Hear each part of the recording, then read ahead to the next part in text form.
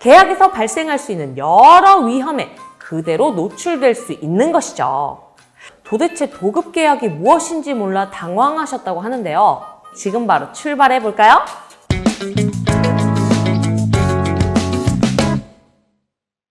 노동은 안전하게, 일터는 행복하게.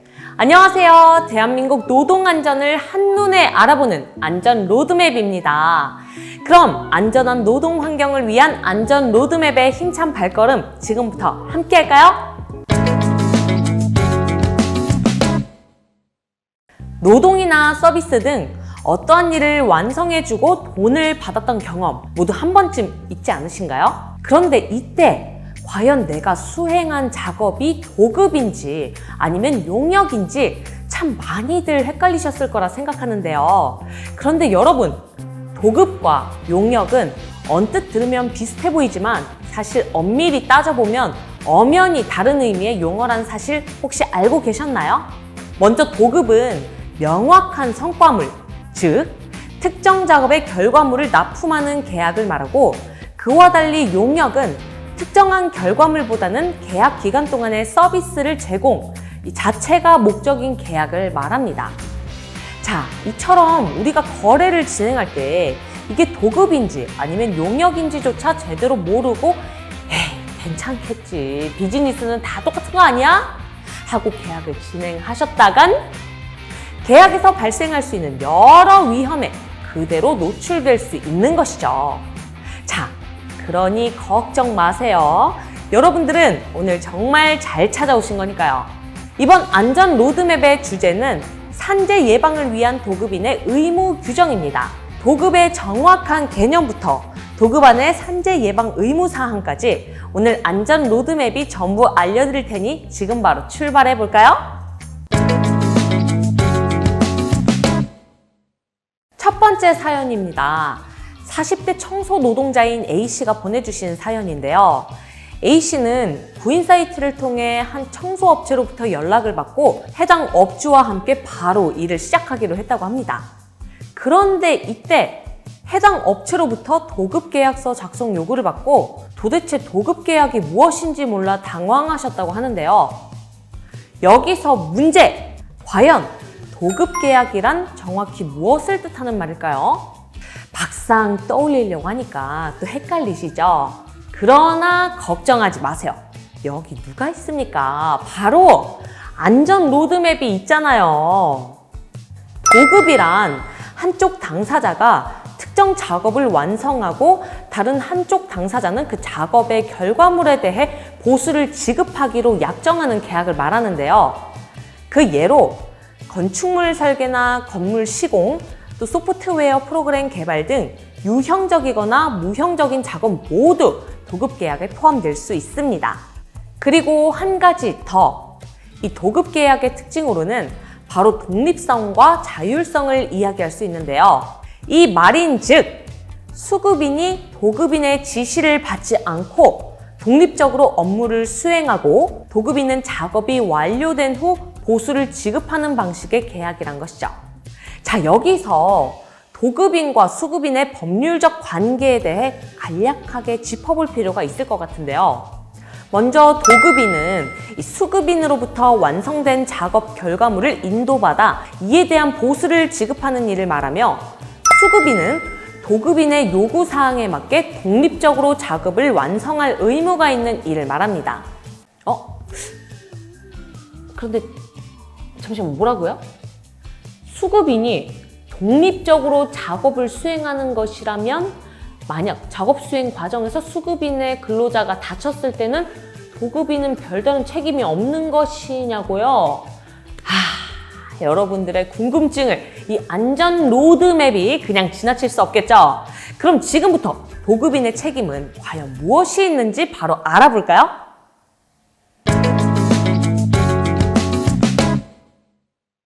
여러분들, 도급 계약서에서 가장 걱정되는 게 무엇일까요?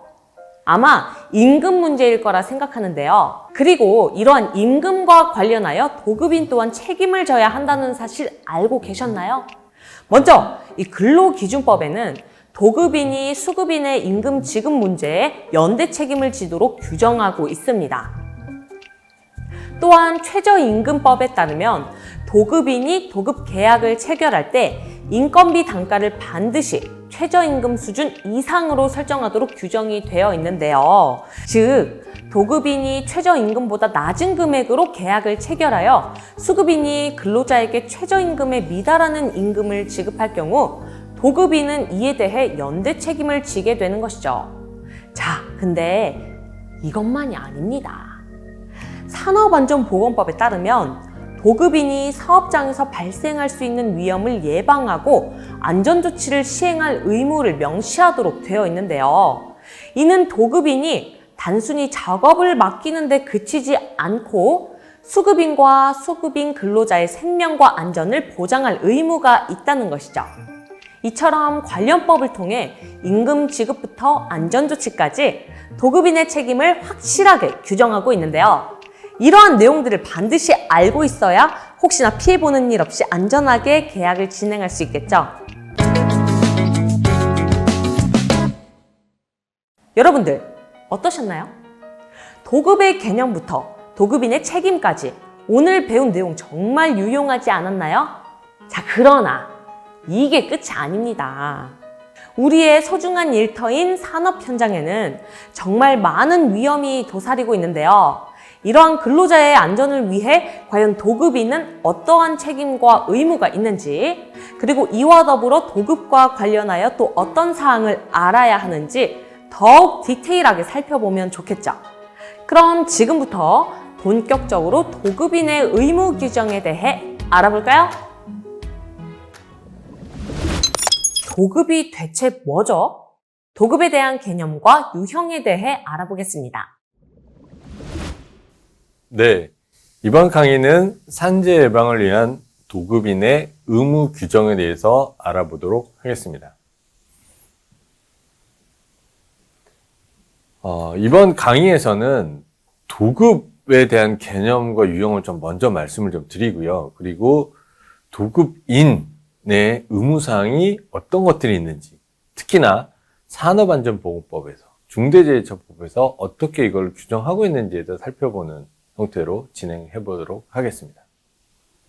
산재 예방을 위한 도급인의 의무 규정이 조금 이제 어렵게 느껴질 수가 있으실 거예요. 이제 산재, 그다음에 뭐 도급, 뭐 이런 식으로 돼 있다 보니까. 그래서 이런 도급인이 수행해야 할 산재 예방과 안전관리 의무에 대해서 어떻게 하면 이제 정확하게 이해할 수 있을 것인가에 대해서 좀 살펴보고, 이제 이게 단순하게 이제 도급인이라고 하면 주로 이제 사업주가 되다 보니까 이제 근로자분들께서는 이걸 내가 이렇게라고 할 수 있는데, 도급인이 어떻게 해주시냐에 따라서 수급인의 근로자 혹은 도급인의 근로자로서 내가 어떻게 보호를 받을 수 있을 것인가를 알 수 있는 상황이기 때문에 이 과정을 한번 어렵더라도 한번 들어보시는 게 좋으실 수 있을 것 같습니다.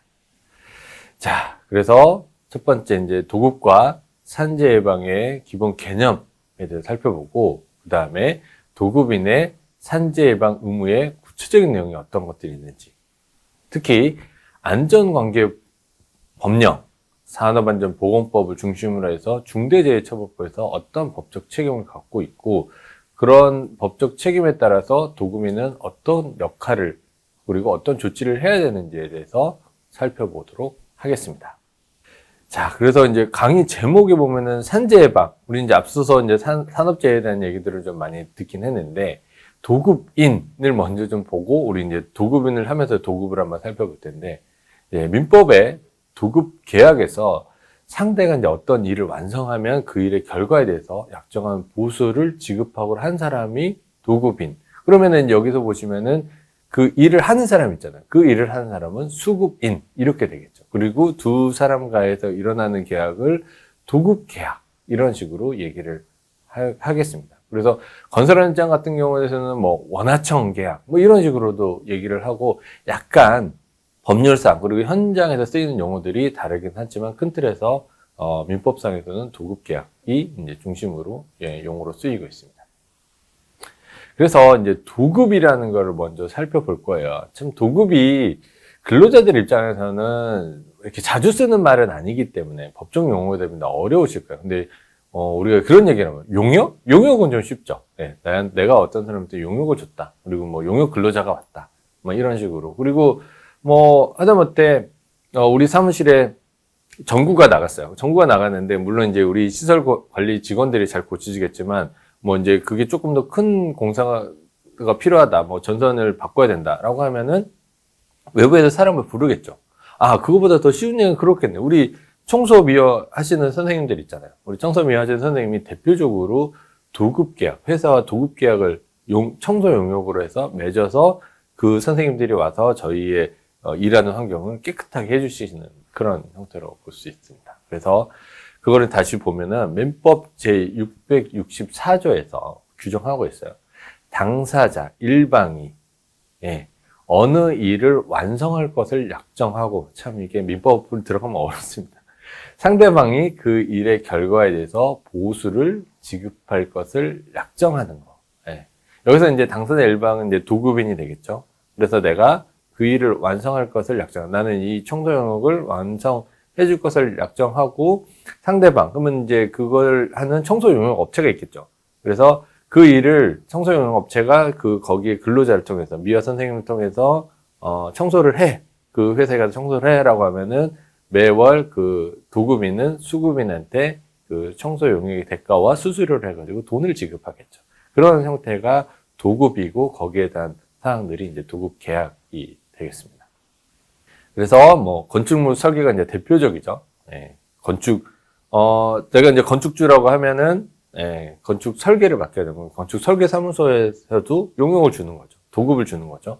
그래서 언제까지 그 건축 설계 도면을 가져와라 라고 하면 도면을 잘 그려주겠죠. 그러면 이제 건축주 입장에서는 이제 도급인이 그 부분에 대해서 승인을 하게 되면은, 자, 그러면 이제 시공을 해. 그러면 시공을 하게 되면은 이제 건설사를 정하겠죠. 그러면은 이거를 시공을 잘해줄 건설사한테 또 건설 도급을 맡기게 되는 상태가 되는 겁니다.